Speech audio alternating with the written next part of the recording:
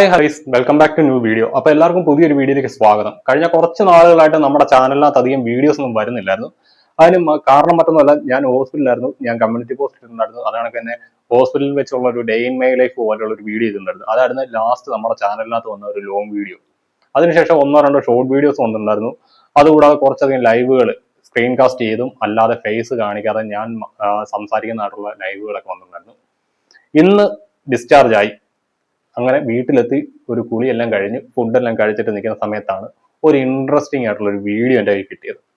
ആ ഒരു വീഡിയോ ഞാൻ ഒത്തിരി ആഗ്രഹിച്ചാണ് അങ്ങനെ ഒരു എവിഡൻസ് എൻ്റെ കൈ കിട്ടാൻ വേണ്ടിയിട്ട്. അതെൻ്റെ കൈ കിട്ടിയിട്ടുണ്ട്. എന്നാലും ആ ഒരു വിഷയമല്ല ഇന്നെൻ്റെ വീഡിയോയ്ക്ക് ആധാരം. കഴിഞ്ഞ കുറച്ച് നാളുകളായിട്ട് നമ്മുടെ സോഷ്യൽ മീഡിയയിൽ നടക്കുന്ന ഒരു ഫൈറ്റാണ് രേണുസുതി വാഴ്സസ് ഷെഫീന. ഇവർ തമ്മിലുള്ള ഫൈറ്റുകൾ നമ്മളെല്ലാവരും കണ്ടുകൊണ്ടിരിക്കുന്നതാണ്. റിയാക്ഷൻ ചാനലുകളെല്ലാം തന്നെ ഇതിനെക്കുറിച്ച് വീഡിയോസ് ചെയ്യുന്നുണ്ട്. അതിനിടയ്ക്ക് അതുലിനെ കയറി ഷെഫീനെ കൂട്ടുന്നുണ്ട്, ശ്രീധുവിനെ കയറി അതിൽ കൂട്ടുന്നുണ്ട്. ഇതൊക്കെ ഞാൻ കണ്ടുകൊണ്ടിരിക്കുകയാണ്. പക്ഷെ ഈ ഒരു വിഷയത്തിൽ ഞാൻ വന്നത് ഈ ഒരു വീഡിയോ ചെയ്യാൻ കാരണമായിട്ടുള്ള കാര്യം, ഈ DNA ടെസ്റ്റ് വിവാദം അതിങ്ങനെ സോഷ്യൽ മീഡിയയിൽ പോഞ്ഞുകൊണ്ടിരിക്കുകയാണ്. ഫേസ്ബുക്ക് തുറന്നാലും ഇൻസ്റ്റാഗ്രാം തുറന്നാലും യൂട്യൂബ് തുറന്നാലും ഈ ഒരു സംഭവം കാണാനുള്ളൂ. അതായത് രേണുസുതിയുടെയും കൊല്ലസുതിയുടെയും മകനുള്ള ഋതു, ആ കുട്ടിയുടെ ഋതപ്പന്റെ DNA ടെസ്റ്റ് റിസൾട്ട് ഷെഫീന ചോദിക്കുന്നു എന്ന് പറഞ്ഞുകൊണ്ട് ഭയങ്കര വാർത്തകളാണ്.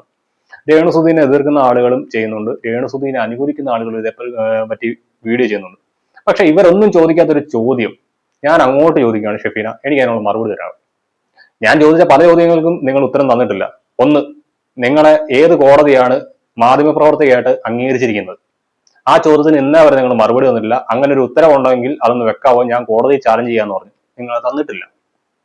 കാരണം കേന്ദ്ര വാർത്താ വിതരണ മന്ത്രാലയത്തിന് കീഴിലുള്ള സ്ഥാപനങ്ങളിൽ പഠിച്ചിറങ്ങുന്നവർക്കും കേന്ദ്ര വാർത്താ വിതരണ മന്ത്രാലയത്തിന് കീഴിലുള്ള സാറ്റലൈറ്റ് ചാനലുകളിലും പത്രമാധ്യമങ്ങളിലും വർക്ക് ചെയ്യുന്നവർക്കും മാത്രമേ ഉള്ളൂ മാധ്യമ പ്രവർത്തകർ എന്ന് പറഞ്ഞുകൊണ്ട് ലൈസൻസ് ചെയ്യാനുള്ള അധികാരമുള്ളൂ. അല്ലാതെ യൂട്യൂബ് ചാനലും തുറന്നു വെച്ചുകൊണ്ട് ഇരിക്കുന്ന ആർക്കും തന്നെ മാധ്യമ പ്രവർത്തകർ എന്ന് പറഞ്ഞുകൊണ്ട് പറയാൻ പറ്റില്ല, അവകാശപ്പെടാൻ സാധിക്കില്ല. കാരണം വാർത്താ വിതരണ മന്ത്രാലയത്തിന്റെ കീഴിലുള്ള ഒരു ലൈസൻസും ഇല്ലാതെയാണ് യൂട്യൂബ് ചാനലുകൾ പ്രവർത്തിക്കുന്നത്. പിന്നെ യൂട്യൂബ് ചാനലുകൾ നടത്തുന്ന മാധ്യമ പ്രവർത്തകരുണ്ട്, ആർ ഷാം പോലെയുള്ള ആളുകൾ. അവരൊക്കെ മാധ്യമ പ്രവർത്തകരായിട്ട് കോഴ്സ് പാസ്സായ ശേഷം മെയിൻ സ്ട്രീം മീഡിയകളിൽ വർക്ക് ചെയ്ത ശേഷമാണ് അവർ യൂട്യൂബ് ചാനലുകൾ തുടങ്ങിയിരിക്കുന്നത്. അതുകൊണ്ട് തന്നെ അവർക്ക് മതിയായ സർട്ടിഫിക്കേഷൻ കാര്യങ്ങളൊക്കെ ഉണ്ട്. അല്ലാതെ ഒരു കോടതിയുമല്ല ഈ പറയുന്ന മാധ്യമ പ്രവർത്തകർ എന്ന് പറഞ്ഞുകൊണ്ടുള്ള ഡെസിഗ്നേഷൻ വ്യക്തികൾക്ക് നൽകുന്നത്. അത് പൊതുസമൂഹം ഇനി എങ്ങനെ തിരിച്ചറിയണം. ഞാൻ ചോദിച്ചിട്ട് ഇന്ന് അവർ ആ ഒരു എവിഡൻസ് ഇവർ മുന്നോട്ട് വെച്ചിട്ടില്ല. അങ്ങനെ ഒരു ഉത്തരവുണ്ടെങ്കിൽ ഷെഫീനെ മുന്നോട്ട് വെക്കണം. എന്തായാലും ഞാൻ ആ പഴയ ലൂപ്പിനകത്തൊന്നും വരുന്നില്ല. ഇപ്പം രേണുസുതിയോട് എനിക്ക് ചോദിക്കാനുള്ളത്, കൊല്ലസുതി മരിച്ചു, ഓക്കെ. കൊല്ലസുതിയുടെ ആദ്യ മകനായിട്ടുള്ള കിച്ചു ജീവനോടെ ഇരിപ്പുണ്ട്. കിച്ചുവിന് സംശയമില്ല ഈ പറയുന്ന ഋതപ്പൻ എന്ന് പറയുന്ന കുട്ടി അവന്റെ സഹോദരനല്ല എന്നുള്ള കാര്യത്തിൽ അവനൊരു സംശയമില്ല. അത് സ്വന്തം സഹോദരനാണ് എന്നാണ് കിച്ചു പറയുന്നത്. കൊല്ലസുതിയുടെ അമ്മയ്ക്ക് ഡൗട്ടില്ല, കൊല്ലസുതിയുടെ സഹോദരങ്ങൾക്കോ മറ്റാർക്കോ സംശയമില്ല, കൊല്ലസുതിയുടെ കൂട്ടുകാർക്കോ ഒരു സംശയമില്ല, നിങ്ങൾക്കും സംശയമില്ല. അങ്ങനെ ഇരിക്കുമ്പോൾ കൊല്ലസുതിയുമായിട്ട് പാറപ്പുറത്ത് മുള്ളു തെറിച്ച ബന്ധം പോലും ഇല്ലാത്ത ഷെഫീന ബീവി എന്ന് പറയുന്ന ഈ സാധനം ഇവര് DNA ടെസ്റ്റ് ചോദിക്കുമ്പോഴത്തേക്ക് പോടി പുല്ലേ എന്ന് പറയാനുള്ള മാക്സിമം ഒരു കോമൺ സെൻസ് നിങ്ങൾ കാണിക്കുക. നിങ്ങൾ അതിനെ പ്രതികരിക്കാതിരിക്കുകയായിരുന്നെങ്കിൽ ഇത് ഇത്രയും വിവാദമാവില്ലായിരുന്നു. ഇനിയല്ല, ഷെഫീനയ്ക്ക് DNA ടെസ്റ്റിന്റെ റിസൾട്ട് കണ്ടാൽ മതിയാവൂ എന്നുണ്ടെങ്കിൽ കിച്ചുവിനെ വിളിക്കുക. കിച്ചുവുമായിട്ട് ഋതപ്പനെയും കൂട്ടി DNA ടെസ്റ്റിന്റെ ഫെസിലിറ്റീസ് ഉള്ള ഏതെങ്കിലും ഹോസ്പിറ്റലിൽ പോയിട്ട് ടെസ്റ്റ് എടുക്കുക. ആ റിസൾട്ടുമായിട്ട് ഇവരുടെ വീഡിയോസുമായിട്ട് നേരെ കോടതിയിൽ കൊണ്ട് അതങ്ങ് സബ്മിറ്റ് ചെയ്യുക.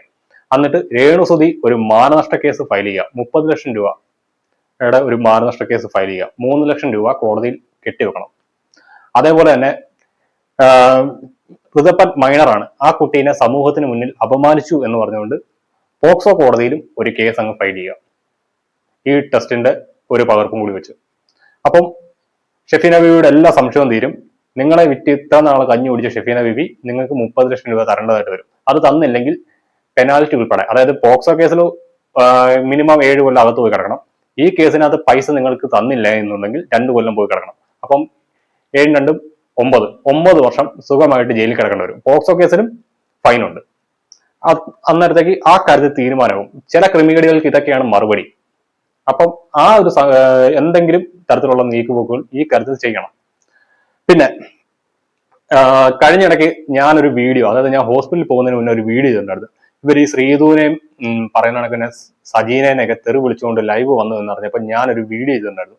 അതൊരു അവയർനെസ് പോലെയായിരുന്നു. കാരണം കുറെ അധികം വേറെ യൂട്യൂബേഴ്സും പറഞ്ഞായിരുന്നു ഇവർക്കെതിരെ രംഗത്ത് വരാൻ പോകുകയെന്ന്. അന്നേരം അവരോട് ഞാൻ പറഞ്ഞിട്ടുണ്ടായിരുന്നു, കാരണം പലർക്കും ഇവരുമായിട്ട് കോണ്ടാക്ട് ഉണ്ടായിരുന്നു. അന്നേരം ഒരു അവയർനെസ് എന്ന നിലയ്ക്ക് ഇവർ പണ്ട് നടത്തിയ സ്ത്രീകളുടെ നമ്പറുകൾ കച്ചവടം ചെയ്തതിനെ കുറിച്ച് ഞാനൊരു വീഡിയോ ചെയ്തിട്ടുണ്ടായിരുന്നു. അതിന്റെ തെളിവായിട്ട് എന്റെ ഇൻസ്റ്റാഗ്രാം പേജിൽ കിടക്കുന്ന ആ ഒരു വീഡിയോയുടെ ലിങ്ക് ഞാൻ കമ്മ്യൂണിറ്റി പോസ്റ്റ് ആയിട്ട് ഇട്ടിട്ടുണ്ടായിരുന്നു. അപ്പം അതിനുശേഷം ഷെഫീനയുടെ ഒരു കമ്മ്യൂണിറ്റി പോസ്റ്റ് ഞാൻ കാണുവാൻ ഇടയായിട്ടുണ്ടായിരുന്നു. അതിനുള്ള ഒരു മറുപടി, എനിക്കെതിരെ കേസ് കൊടുത്തു എന്നാണ് പറഞ്ഞിരിക്കുന്നത്. എനിക്കിതുവരെ സ്റ്റേഷനിൽ നിന്നൊന്നും വിളി വന്നിട്ടില്ല. വിളി വരുന്ന മുറയ്ക്ക് ഞാൻ അത് കേസാക്കിക്കോളാൻ തന്നെ പറയും. കാരണം മറ്റൊന്നുമല്ല, ഞാൻ നിങ്ങൾക്കെതിരെ കുറെ അധികം കേസുകൾ കൊടുത്തിട്ടുണ്ടായിരുന്നു.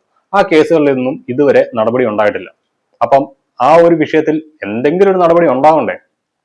അതിനുവേണ്ടിയിട്ട് ഇപ്പൊ കോടതി പോകാനുള്ള സാമ്പത്തികാവസ്ഥയൊന്നും എനിക്കില്ല. അന്നേരം നിങ്ങൾ തന്നെ ഒരു കേസ് ഉണ്ടാക്കിയ സ്ഥിതിക്ക് ആ കേസ് കോടതിയിൽ വരുമ്പോഴത്തേക്ക് ഞാൻ എന്റെ വക്കീലിനെ വെച്ച് ഈ കേസിന്റെ കാര്യം എന്തായെന്ന് പോലീസിനോട് ചോദിക്കും.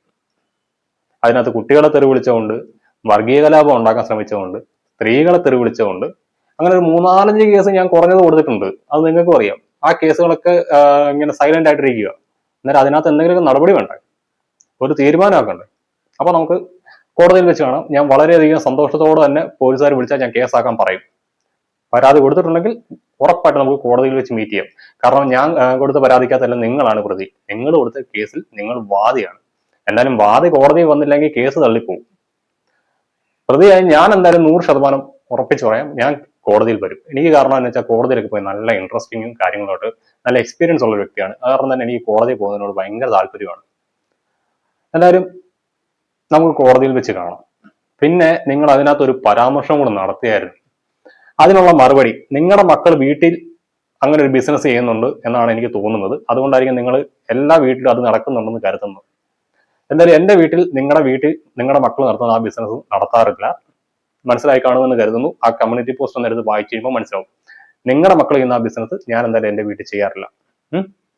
പിന്നെ മറ്റൊന്ന്, നിങ്ങളുടെ ഒരു കമ്മ്യൂണിറ്റി പോസ്റ്റിനകത്ത് എന്റെ ചേച്ചിയുടെയും ചേട്ടന്റെ, അതായത് ഞാൻ എന്റെ സഹോദര തുല്യരായിട്ട് കാണുന്ന 2 വ്യക്തികളെ മകളെ കുറിച്ച് ഒരു വൃത്തികേട് നിങ്ങൾ പറയുന്നതായിട്ട് ഞാൻ കണ്ടു.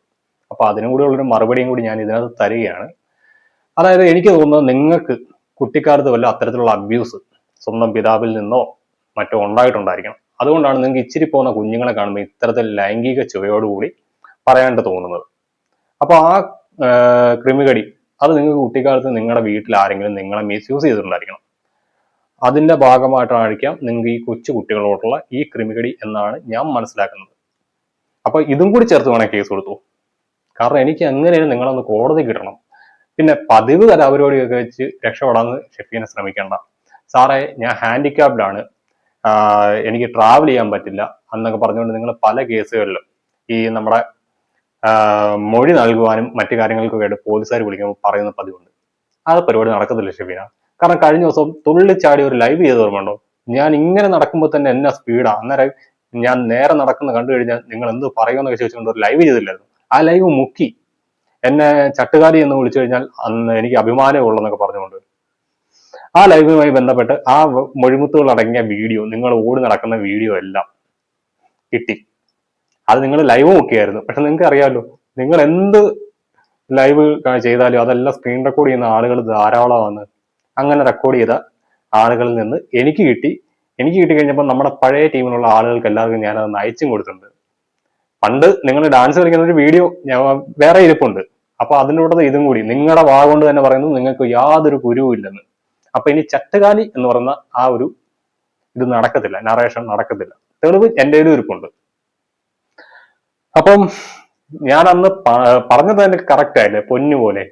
അതായത് ഞാനെന്ന് ആ ഒരു നമ്പർ കച്ചവടത്തിന്റെ, നിങ്ങൾ നടത്തിയ നമ്പർ കച്ചവടത്തിന്റെ വീഡിയോ ഞാൻ പുറത്തേക്ക് വിട്ടപ്പോഴത്തേക്ക് ഞാൻ പറഞ്ഞായിരുന്നു, ഞാൻ തുടങ്ങി വെക്കുന്നതേ ഉള്ളൂ, ഈ നോമ്പ് കഴിഞ്ഞാൽ ബാക്കിയുള്ള ആളുകൾ വരുമെന്ന്.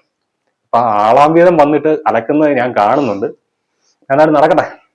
അപ്പൊ ശരിയെന്നാ, ഇടയ്ക്ക് നമുക്ക് കാണാം. ഞാൻ എന്തായാലും പകയണക്ക് ഈ ഗ്രൂപ്പിനകത്ത് അത്ര ആക്റ്റീവായിട്ടില്ല. നിങ്ങൾ എന്തായാലും ഇത്തരത്തിലുള്ള റിയാക്ഷൻ വീഡിയോസ് ചെയ്യുമ്പോൾ അതിനുള്ള മറുപടി ഞാൻ തരുന്നതായിരിക്കും. അപ്പൊ ശരിയെന്നാ.